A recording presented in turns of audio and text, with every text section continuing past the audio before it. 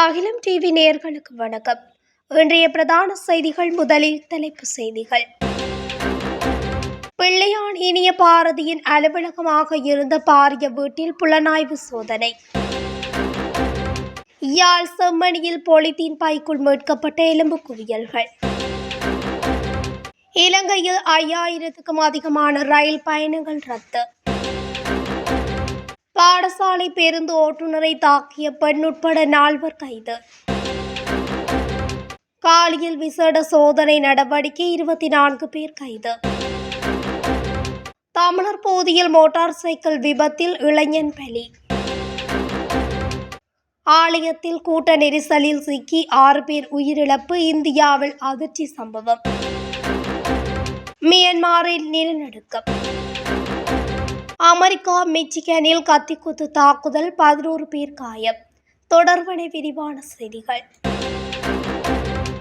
இனிய பாரதி என அழைக்கப்படும் கிழக்கு மாகாண சபை முன்னாள் உறுப்பினர் கே. புஷ்பகுமார் பயன்படுத்திய அம்பாறை மாவட்ட அலுவலகங்கள் மற்றும் முகாம்களில் சோதனை நடவடிக்கை முன்னெடுக்கப்பட்டுள்ளது.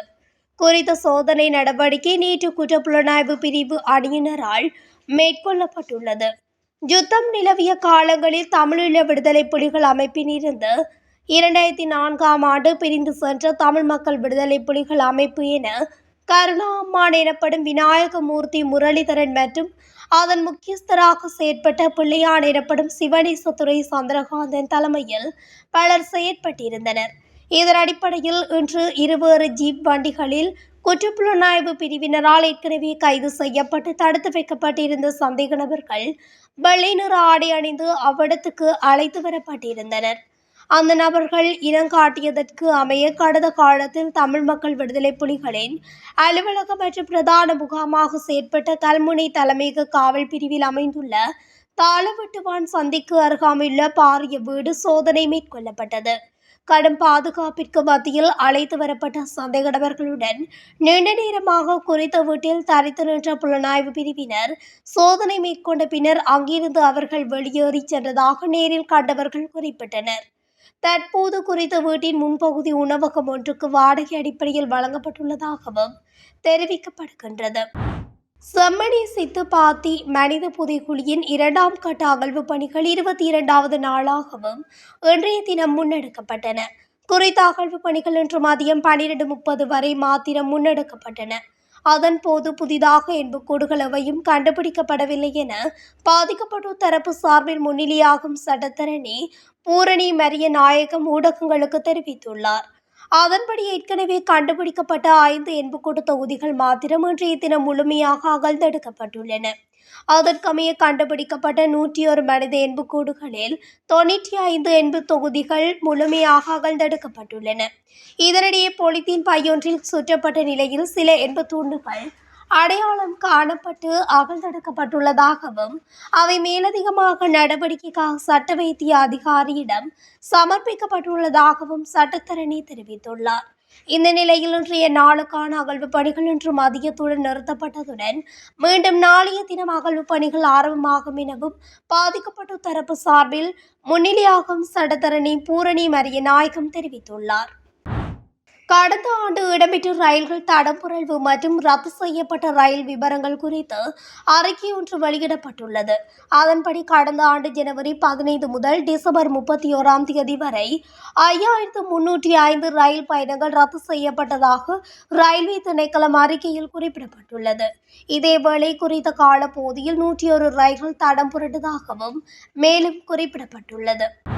ஜூலை 25ஆம் தேதி கருந்தானை பகுதியில் பாடசாலை பேருந்து ஓட்டுநரை தாக்கிய சம்பவத்தில் 3 ஆண்களும் ஒரு பெண்ணும் கண்டி போலீசாரால் கைது செய்யப்பட்டுள்ளனர்.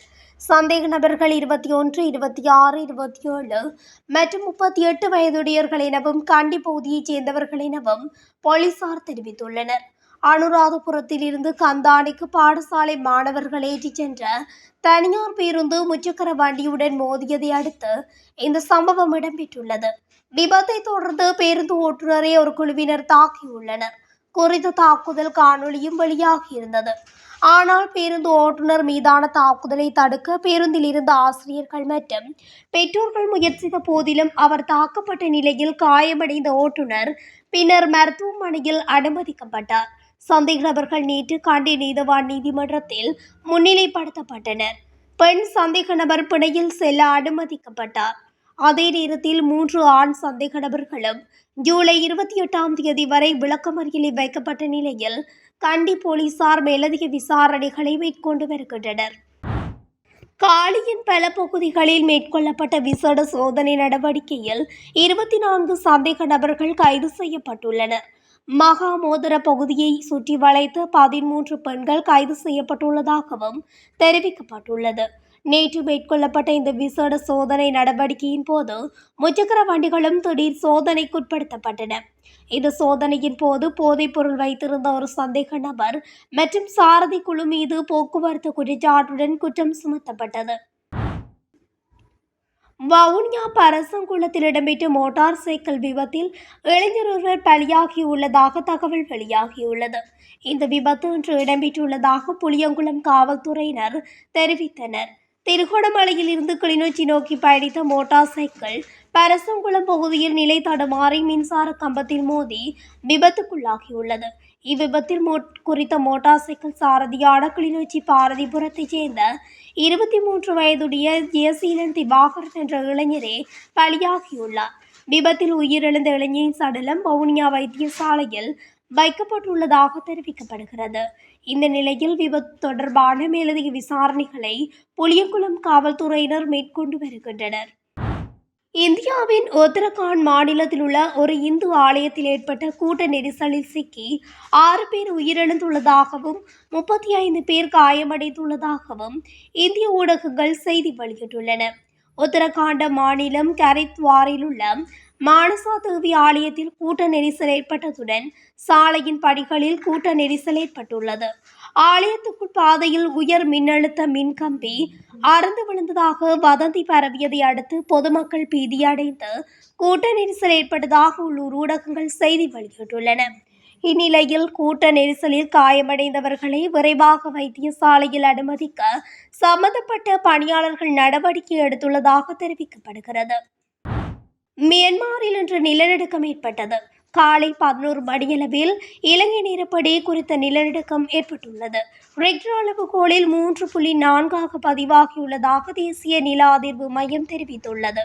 85 கிலோமீட்டர் ஆழத்தில் ஏற்பட்ட இந்த நிலநடுக்கம் 27.1 டிகிரி வடக்கு அட்ச ரேகையிலும் 96.32 டிகிரி கிழக்கு தீர்க்க ரேகையிலும் இருக்கும் என முதலில் தீர்மானிக்கப்பட்டது. இந்த நிலநடுக்கத்தால் ஏற்பட்ட பாதிப்பு குறித்து எந்தவித தகவலும் வெளியாகவில்லை. அமெரிக்காவின் மெக்சிகன் மாகாணத்தில் உள்ள ஒரு பல்பொருள் அங்காடியில் நடந்த கத்திக்குத்து தாக்குதலில் 11 பேர் காயமடைந்துள்ளதாக தெரிவிக்கப்படுகிறது. கத்திக்குத்தில் காயமடைந்த 3 பேர் தீவிர சிகிச்சை பிரிவில் அனுமதிக்கப்பட்டுள்ளதாக வெளிநாட்டு ஊடகங்கள் செய்தி வெளியிட்டுள்ளன. காயமடைந்தவர்களில் 6 பேர் ஆண்கள் மற்றும் 5 பேர் பெண்கள். இந்த சம்பவம் தொடர்பாக மெக்சிகனை சேர்ந்த 42 வயது நபர் கைது செய்யப்பட்டுள்ளார். கைது செய்யப்பட்ட சந்தேக நபர்களின் அடையாளம் இன்னும் வெளியிடப்படவில்லை. மேலும் இது பயங்கரவாத செயல் அல்ல என்று அந்நாட்டு அதிகாரிகள் கூறுகின்றனர். இத்துடன் அகிலம் டிவியின் இன்றைய பிரதான செய்திகள் நிறைவடைகின்றன. தொடர்ச்சியாக செய்திகளை அறிந்து கொள்ள அகிலம் டிவி ஊடகத்துடன் இணைந்திருங்கள். நன்றி, வணக்கம்.